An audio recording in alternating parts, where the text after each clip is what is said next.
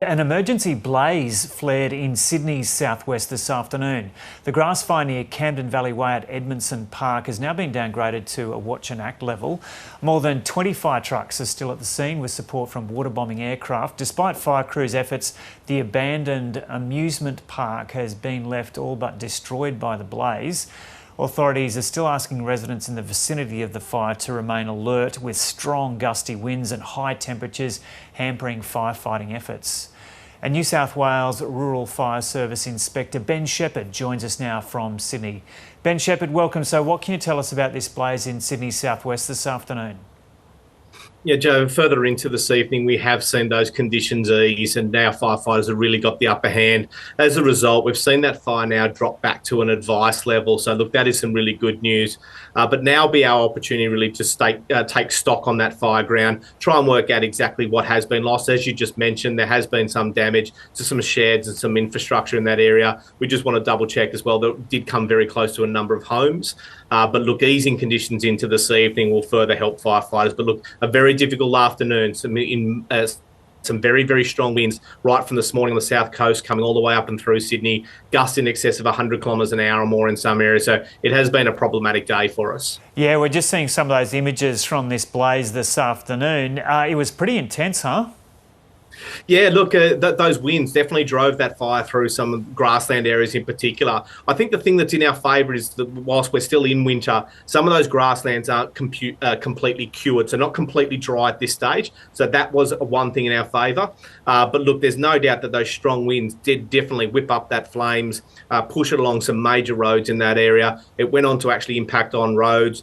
There was a number of emergency alerts issued to homes to tell them to people in those homes to stay where they are. But fortunately, this evening, we are seeing conditions now ease. It'll start to get on control, a couple of these fires. More than 40 burning across New South Wales at the moment, but thankfully, all fires are now at advice. And can you tell us anything at all about what appears to have burnt in that blaze in southwest Sydney? It was kind of a depot for amusement park rides? Yeah, look, it was some carnival equipment that has been stored on that property. There were a number of sheds. I'm not sure what was inside those sheds, but look, that fire started so quickly, it moved towards those properties. There was a concentration on some homes in the area as well that firefighters worked to protect. It was a great effort both by Fire and Rescue and Rural Fire Service to not see that fire spread any further along into homes. So look, there was some real concerns for a number of properties in that area. But thankfully, I think the main thing is there's been no reported serious injuries, no reported deaths, and whilst there has been unfortunately some property damaged, I think the main thing is that we haven't seen anyone seriously injured. Is it pretty unusual to see a blaze at emergency level in winter?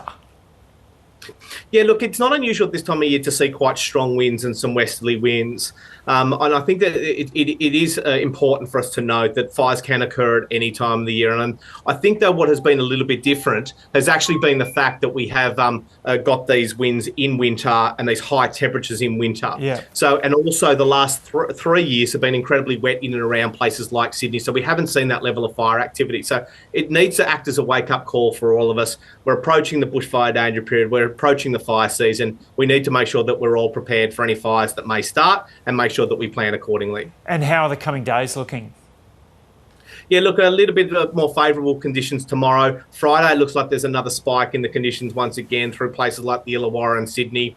Then towards the weekend, we should start to see conditions ease a little bit, especially in and around Sydney. Now, what we need to actually start doing is looking at opportunities also to conduct some very, very important hazard reduction work. So we are seeing under these weather conditions, the bush really start to dry out. It's starting to become favourable, obviously, for those hazard reduction works, but we need to allow these winds to die down before we try and actually do any of that work.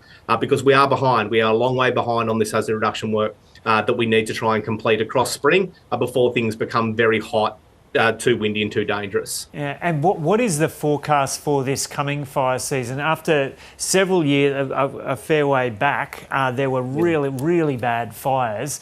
It feels like for New South Wales at least, they haven't been too intense in the last 4 years or so. How's this next season looking? Yeah, look, it really depends on where you are in the state. Last fire season, we did see some 300,000 hectares that was burnt, but primarily it was up in the north of the state, areas around Tenterfield, stretching out towards places like Lightning Ridge. So there was some really damaging fires, and unfortunately, we did actually see some firefighter deaths as well. I think it's a question quite often asked at this time of year, what is the seasonal outlook going to be? I think the main thing is the Bureau is still saying we are sitting in that La Nina watch, but at least we are looking at possibly 50-50 on the rainfall, so no strong indication of being wetter than average or drier than average, but there is the chance that we could see some warmer than average temperatures, at least over the next 3 months.